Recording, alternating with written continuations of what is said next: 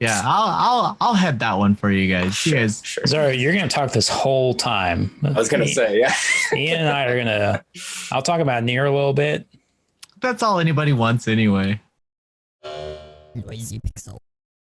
Welcome back, folks, to the Noisy Pixel podcast brought to you by noisypixel.net, where we talk about video game news and games that have been coming out.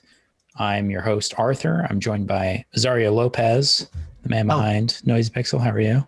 Hello, Arthur. I'm fine. How are you? I'm glad. You know, I'm feeling reduced, Azario. We have a more expedited show today. Peter Thiel gave us a call. He's like, listen, I don't have enough funding for these hour-long podcasts. We got to reduce it by 30%. The problem happened when I tried to upload the last audio to our podcast service, and we used Libsyn, but we went over our cap, and I was like, how could that be? Oh, maybe it's because we do hour-and-a-half long episodes, and they're 70 to 100 megabytes each. Let me just say, hour-and-a-half episodes of podcasts, not that long. I mean, if you listen to New York Times The Daily, which is like 20 minutes long. Yeah, well, New York Times The Daily has a bigger budget. They have a production team. Everything that you see in Noisy Pixel is brought to you by the people here, including our third guest here, Ian. Ian, welcome to the podcast. Hello. I'm yeah, that's our main competition for New York Times. I have to say. They're going down. Yep. So you heard it here first. Brian not joining us this week, part of the reductions. Not really. He could not make it. He could not make it. We had to cut some staff.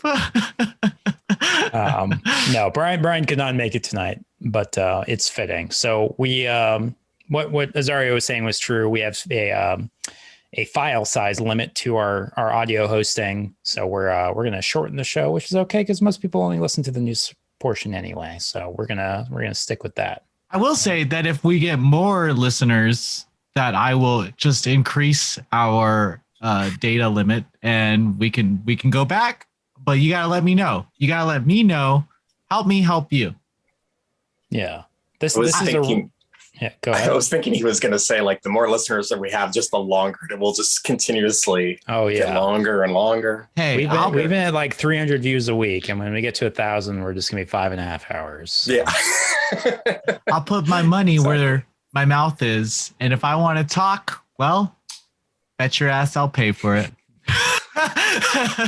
Literally. No, there's a lot of dynamics that influence where we put more resources, but a great way to show that you like the podcast so far is to leave a comment on our YouTube page, ask some questions. That engagement rate, that's what social media marketers love.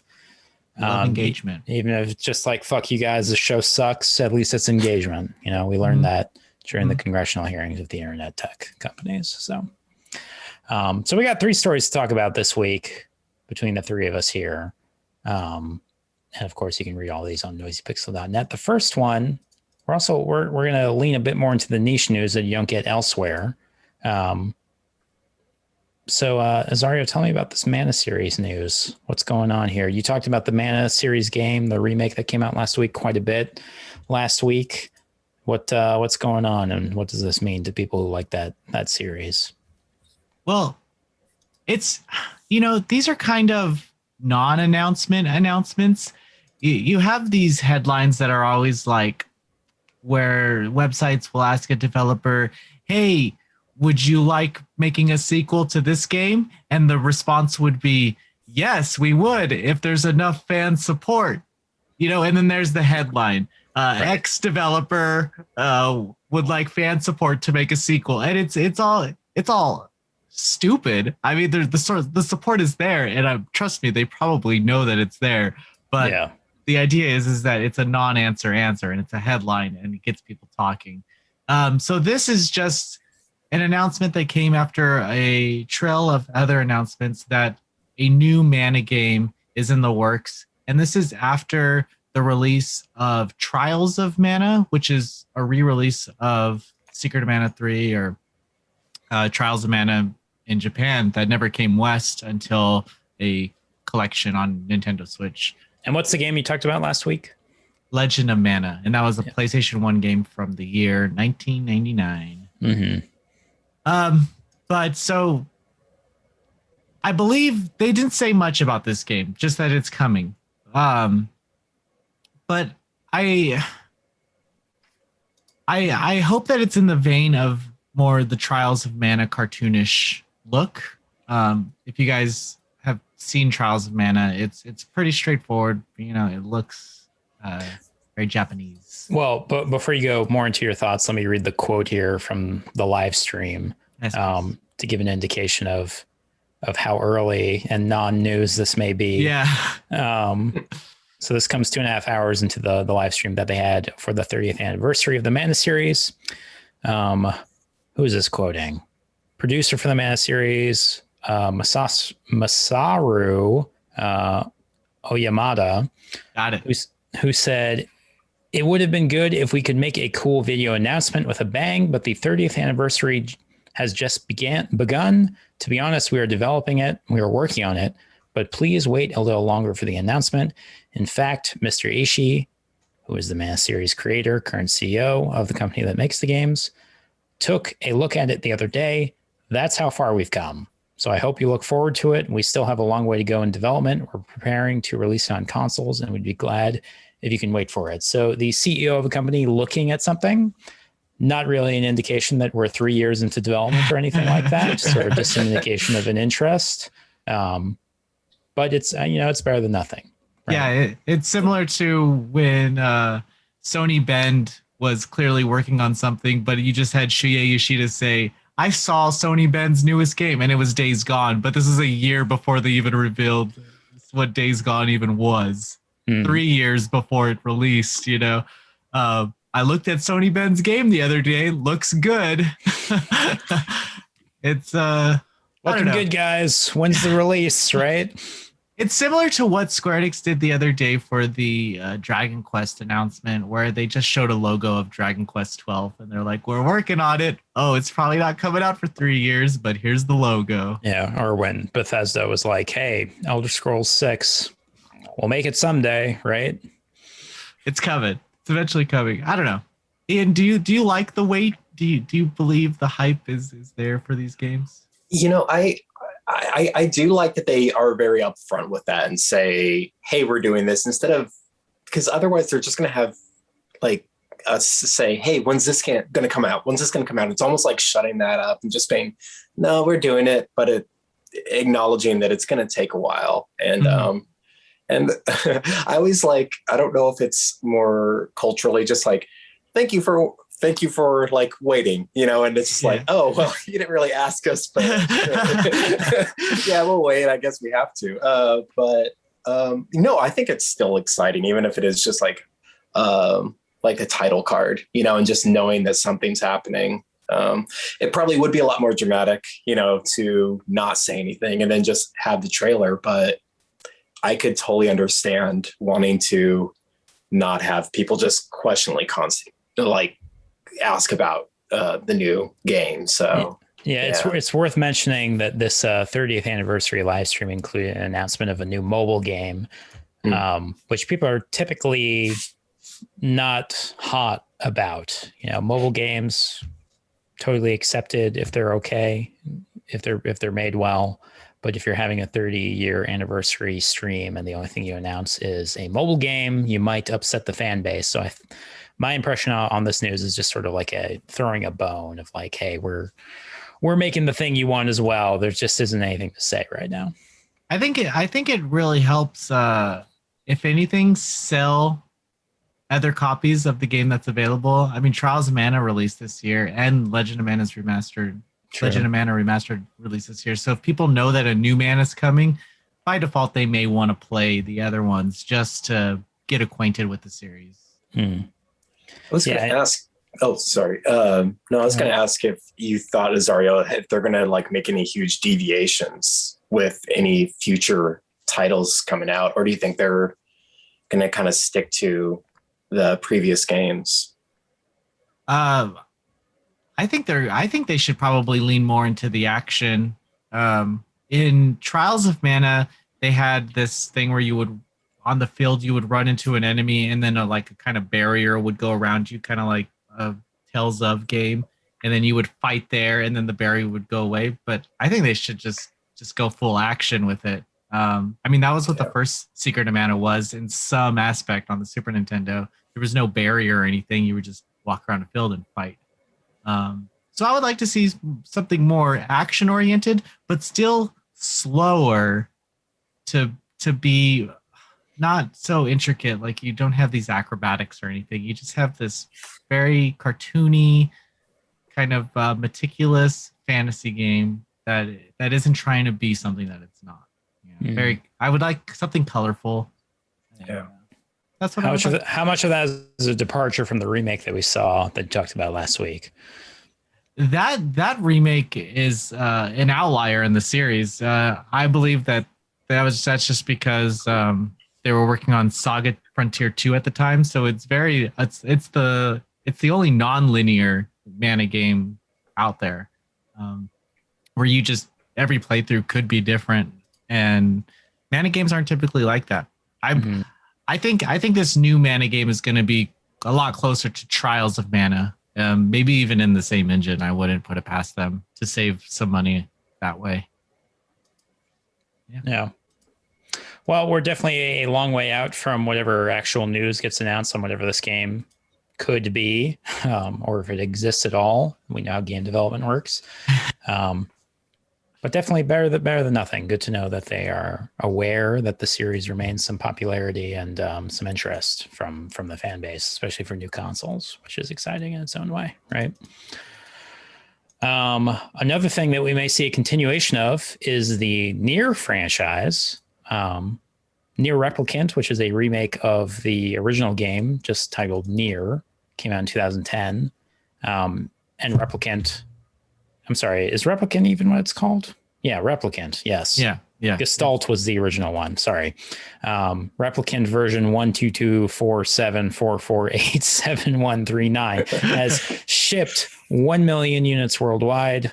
For people who aren't totally into the inside baseball of video games in general, if you hit 1 million units, you're doing pretty good. Yeah. So, and especially so if you are a remake of a game that came out 11 years ago. That definitely did not sell 1 million, 1 million units. Oh, yeah. I mean, I'm not certain. I mean, original NieR got sort of a cult appeal at some point, right? Yeah. You know, they made a sequel for a reason, right? Yeah, but they made a sequel after Drakengard 3, which had no budget. And that was on real? Yeah, Drakengard 3 came out on PS3. It was one of the later PS3 games too, because the physical release had the blue ribbon on the top when they changed it. Why when they were going to I don't know why I doubted you, but you are right. Drakengard 3 came out 3 years later, or 4 years later if you're in the North America. Actually, I think what ultimately saved NieR was getting up with Platinum Games and mixing that action with an already cult classic kind of world. Well, let me toss this over to Ian, who has not played any of the NieR games. When you hear this news, what's the thing that you want to know about this series? Because both Azario and I have played both NieR games. I never finished Automata personally, but you hear this news, you're like, people are writing about this. What do you want to know? Right. So a couple things come to my mind besides like cosplay, because I've seen tons of that. Of 2B specifically. Yeah. And I've heard it in detail and just like gameplay changes quite a bit. So I guess I am curious to know, not playing the games, what to expect going into either what to get me into the franchise, because it looks super interesting, but I kind of don't know what game to expect. And I know that might be hard to describe from just the little that I know. Well, let me ask real quick, Azario, do you have a preference for which game you liked better? I don't like. It's gonna sound pretty hipster, but I don't like Automata. Oh, we actually agree then. I also did not like Automata, But- is how but I it- pronounce that. But But it has a lot to do with everybody liking 2B. And I just enough like with the French maid aesthetic, right? I get it. She has a nice ass, but okay, let's move on. If that sells your game, by all means, put an ass in your game and Yeah. sell it, you know. I'll take a more nuanced critique, and I feel like so to answer Ian's question, Thank you. Yeah. NieR in general, like what to expect, there's really no way to like pitch it. You know, Yeah. it is kind of a stripped down action adventure game without much of a combo system. Sort of like how Legend of Zelda, not to compare it to Legend of Zelda, because there's not like dungeons or anything. There's no puzzle solving or anything like that. But like there is the 3-hit combo, and that's what you do the whole game, right? But the whole appeal of NieR comes from the director Yoko Taro, who's just a crazy person. He was a crazy person when he was working on Dragon Guard, and he continued to be a crazy person working on NieR. And specifically, spoilers for this game that came out 11 years ago, but there were elements of NieR that paid direct homage to other games like Resident Evil or visual novels.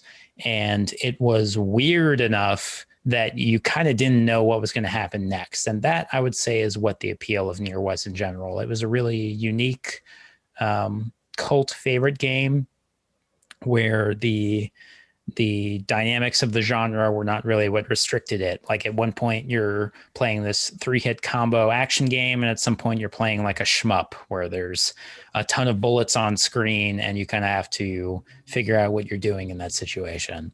And there's a bunch of reverence for video games in general on top of really well-written characters with really incredible voice actors. So it is this like hodgepodge, really unique game that there's really nothing else like it. So if it doesn't click with you immediately, you can be forgiven for bouncing off of it. But if for anyone that's stuck through it, there was really something interesting there, and especially with how it dealt with how you interact with the game after it's like quote over, like you see credits the one time, and there are multiple endings, and you can play it multiple times, and that dramatically changes your experience with the game. That was kind of the thing.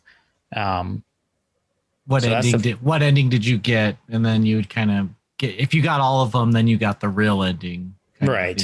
And NieR Replicant does that too. It's not like exclusive to Automata is how I would say it. Yeah, I never finished Automata, but the thing that bothered me is that I talked to a bunch of people who played Automata only, and they're like, holy shit, dude, the last ending is crazy. And I'm like, the original NieR last ending was also crazy. So is this just the same fucking game? Like what's going on here? And for whatever reason, Automata never clicked with me, but some amount of people only played Automata. And I think that's probably why Replicant has done so well, because, you know, why would you ever play this random awkward action adventure game that doesn't necessarily show its hand in the first 5 hours, right? But people played Automata and they stuck with it for some reason, so they went back and played the original, and they discovered everything that there was to love about that original game. I just think Replicant has the cast it just has a better cast for me. I didn't really click with 2B or her kind of quest for following orders, but then rejecting the orders, and then kind of it was a little. There was no. It was on the nose, I felt. And with NieR Replicant, I felt like there was a clear reason why we were going through this quest, and then the shit hits the fan, and everything starts kind of crumbling down from there. Mm-hmm. Yeah. I just didn't like 2B's general mission, and I didn't feel connected to it. Yeah, I'll agree. If nothing else, I feel like Kaine and Emil are like some of the most unique characters in video games, and I didn't really get that in Automata. Maybe it's because I didn't finish it enough times, but I'd say that's the appeal. It's kind of like this culty, weird, eccentric nonsense that happens on the sides, not necessarily because the game itself is so fantastic. It's kind of cynical Gotcha. too. They'll like make it's like dark humor in a Oh, way. it's so dark. Yeah, it's like a overly bloody or just blood and like gush like a Sam Raimi Evil Dead. Okay. Yeah. Yeah, I mean, even just the origin of the characters and what happens to them, like Emil especially starts out as like a pretty depressed dude that you can relate to, and his life just gets worse, right? Like, I do suggest that you get into it though. At least play Replicant if you can. Yeah, definitely. And I'm standing in for the audience on that one. That's the only reason why I haven't played the game. Yeah. showed an interest. Yeah. Yeah. Yeah. Yeah, I don't know if Replicant is the one to dive into, or based on me and Azario's experience, if Automata is the one to play first, and then discover your love for the original. Yeah, give it a shot. Yeah, but either way, Yoko Taro, a designer who's known to be quite eccentric and strange, so the fact that a remake of one of his games sold very successfully is a good sign for anybody that's a fan of just creativity in general. Even if you don't like what he's hawking, it ensures that he has some opportunity to keep making stuff like that. Definitely. Unlike the visual novel developer Laplacia, did I get that right, Zario? Laplacian. I got totally wrong. Completely wrong. You put the story on the site 2 days ago about how they were, quote, moving on from developing adult games. What does that mean? Well, in Japan, when you make a visual novel, generally you have to put adult scenes in there for anybody to buy it. Yeah, you have to put sex scenes in there for anyone to buy it. If you're not using the blur functionality, you're fucking up.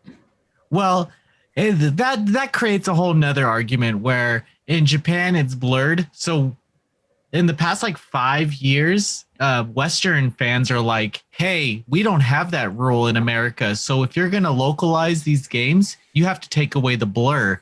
And it's harder for the older games because they just throw away those files. You know, they don't have like the non-blurred version lying around of an 11-year-old visual novel. You know, right. It's so it makes things difficult in that sense. But if you want your game to sell, it's the general thing that you have to have sex scenes. There's like very popular visual novels. There's like Clanad and Little Busters. These are key developed games. Planetarian is one of them, where they had sex scenes and people actually hated the sex scenes to the point where they removed them because they were just so badly written in just to sell the game. But Key is now a very popular developer in the visual novel community, and they don't need the sex scenes anymore. And that's kind of what you want to get to. This is strange. This whole announcement is strange for Laplacian because they're not a big developer, not as big as Key. They've had probably 3 or 4 releases in Japan. Their most recent release to come west was a couple of years ago called Newton and the Apple Tree. And they had some problems with their publisher Soul Press, who someone else took over. I think it was Neko Nyan, a pretty small publisher, took on this title, The Artificial Pigeons. I think that was the name of the game. Future Radio and the Artificial Pigeons. That's the name of the game. You're mentioning pigeons enough that I want to remember the name of the pigeon dating simulator. Oh, Hatofo boyfriend. Hatofo boyfriend. Yeah. Sorry. Yeah. Not to derail the conversation, but I was gonna let it go after the first pigeon reference, but enough times it's like, dude, what was the name of that game? Yeah. I didn't like that one either. I didn't think it was good. Yeah. No sex scenes. Blurred to me. Too many blurred pigeon dicks. Yeah. I gotta have uncensored pigeon dicks in my visual novels. Yeah, the corkscrew and everything. Like those ducks, right? That's what it sounds like when the doves cry. Oh God. Anyway, so they had this whole upheaval on what their design philosophy is. Yeah, so their visual novels are pretty good, even with the sex scenes. Dude in the Apple Tree actually had some pretty good romance. But this announcement comes after they're announcing that the game just released in Japan called Xenotype Daydream will not have the sex scenes in the Western release. They're completely removing them as they update the game in HD and release it on Steam. Mm-hmm. Typically, when a visual novel developer does this, they'll host a patch on an external site. You download the free patch and it puts the sex scenes back in there, or they sell it for $10 extra. So is there any reason or indication of why they're making this move? My thought is they are upgrading the game to HD and they are adding new scenes. And my thought is that they don't want to upgrade. They don't want to update the sex scenes to HD. It's just not something that they're able to do. Or that might speak to what you're saying about how they just don't hold on to the files, right?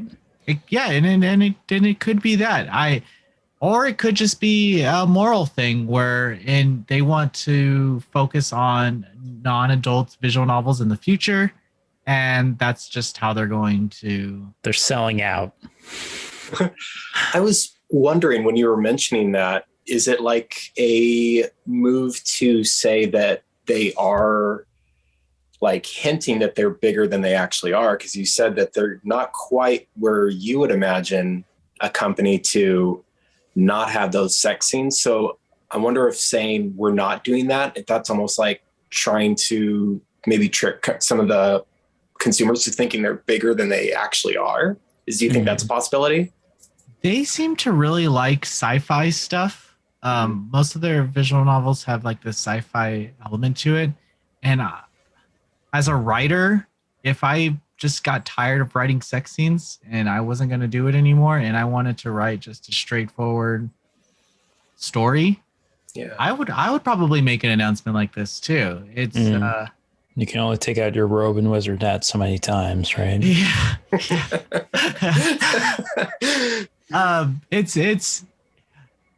It's interesting that it's coming from the developer and not a publisher. You know, they're not. It's not them saying, "Hey, we were forced to do this, but our next game, wait for it." You know, they're also not. They're also not saying that they're going to make sex games in the future. They're literally saying, "We're moving on. We're not going to do it."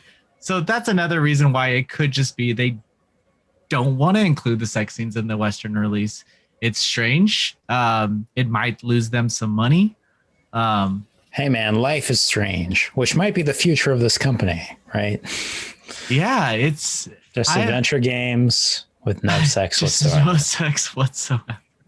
I don't necessarily look for sex in these visual novels, but looking for the bone button.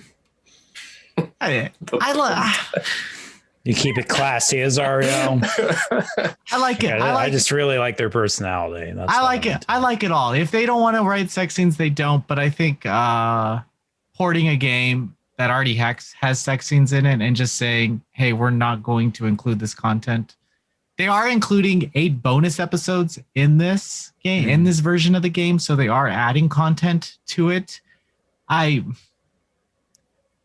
I don't know. I've never seen this kind of announcement before, to be honest with you.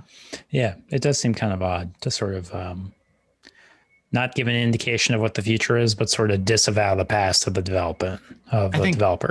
For this game in general, I think they're just getting ahead of it because sooner or later they're going to officially announce it, who the publisher is, and the publisher is going to have to say, "Oh, by the way, no sex scenes." You know, so they're getting ahead of it now so that that would be a smart PR move. They're like, we already have this publisher deal and we know that they're not cool with it.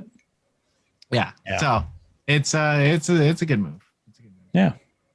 I guess we'll see. But good luck. Good luck to them. My tip, change the name of your studio. Too difficult to announce. Change it to Automata. Or, Exactly. You'll nail it there. All right. Well, that's our 3 stories for this week. So it's a short podcast.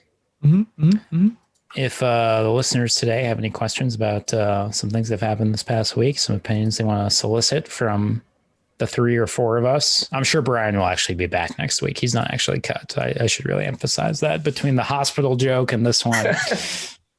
The budget cuts are deep. They're real. Leave a comment to keep us engaged and express that you really like listening to this podcast week to week. But otherwise, Zario, anything to plug? Anything coming up that we should mention? I got a Scarlet Nexus review up. Please check it out. I have a lot of manga coming up. Got a manga news show coming up that I'm working on. Who? Zario's like, I'm not busy enough. I'm just gonna work. I'm not getting testy enough with Arthur and Ian when they ask about when's the podcast. Listen. He's like, I gotta give myself some more work to get pissed off. Okay, you and Mark, you guys get me right when I'm in the zone, and I'm like trying to write, and I have fucking bloop bloop bloop. Where is it? Where is it? One question. Where is it? Did you upload it? Fuck and you're like, you. I don't have time for this shit. Who the fuck do you think you are? I didn't tell you to start the fucking website. I'm like trying to answer 5 emails and I yell at you. I'm sorry. I can't yell at these other 5. I'm like grinding my teeth, just but like I can yell at you, motherfucker. sucking PR dick for a review code, and like I just have to take it out on somebody. So I'm sorry. That's okay. I'm sorry, but sometimes that's just the way it is. Yeah. Anyway, so that show is coming. But otherwise, you can keep listening to the Noisy Pixel podcast. We'll be back next week, talk about some more news. If a big game comes out, we'll talk about that too. Yeah. Keep it loose, free form. Keep it casual. Casual. We're all casual. That's what people like in the podcast sphere. You gotta add some ums. So it sounds like you're actually there on the call, not just like dictating some interview. Mark tells me that I talk like Obama a lot of the time. I go, and then I'll like continue my sentence, but I'll trail off sometimes in my words. Okay, so you say sometimes is what I'm hearing. But it's a long one. Very presidential of you is what it's a long one. I'm not getting political, Arthur. Don't freak out, okay? I'm not getting political. I'm not bringing politics to video games right now, okay? Okay. All right. Noted. Because politics don't belong in video games. Got some hot takes this week. We got to end before we get too close to the danger zone here. So we hope you guys appreciate this podcast. Leave some questions for us so we can talk about it next week. Otherwise, we'll see you then next Tuesday. So long. See you guys.